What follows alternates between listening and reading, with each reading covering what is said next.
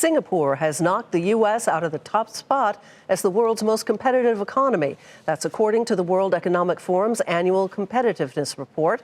The United States, the world's largest economy, is down to second place this year. So does this mean that the U.S. is losing its competitive edge? We're joined now by Michael Yoshikami. He is founder and CEO of Destination Wealth Management. Good to see you again, Michael. Welcome back. Hi, Sue. You do not think it means that the U.S. is losing its competitiveness. Why?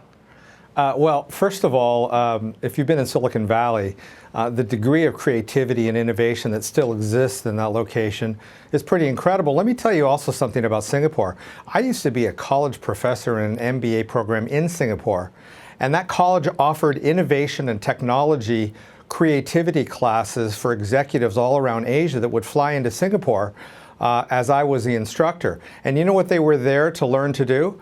To be able to be as creative as the United States. So I think in the end, yes, I think certainly Singapore, Vietnam are catching up, but I still think the United States is number one. But it begs the question, though, do you look elsewhere in the world for investment opportunities if there are aggressive countries that are working to increase their competitive edge against the United States? The answer is yes. I think you do expand your reach outside of just the United States.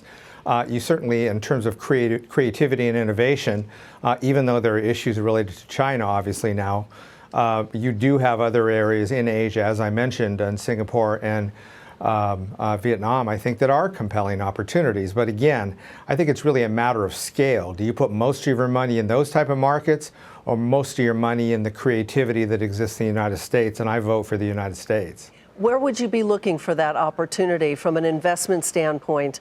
And how much would you allocate to some of those other countries?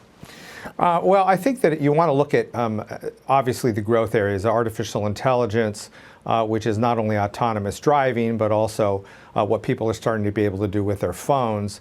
I had an opportunity the other day with Amazon to ask customer service a question, expecting a person to chat with me, and it was an automated chat response, which was really just as effective, actually, as chatting with a person. So I think you want to look at companies that are really expanding, focused on innovation. And Apple is theoretically going to come out with smart glasses next year.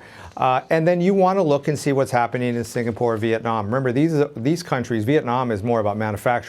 Singapore is where there's a lot of VC activity, so there's opportunities there as well. Venture capital, yes, indeed. Michael, thank you very much. All right, Michael thanks, Yoshikami with Destination Wealth Management.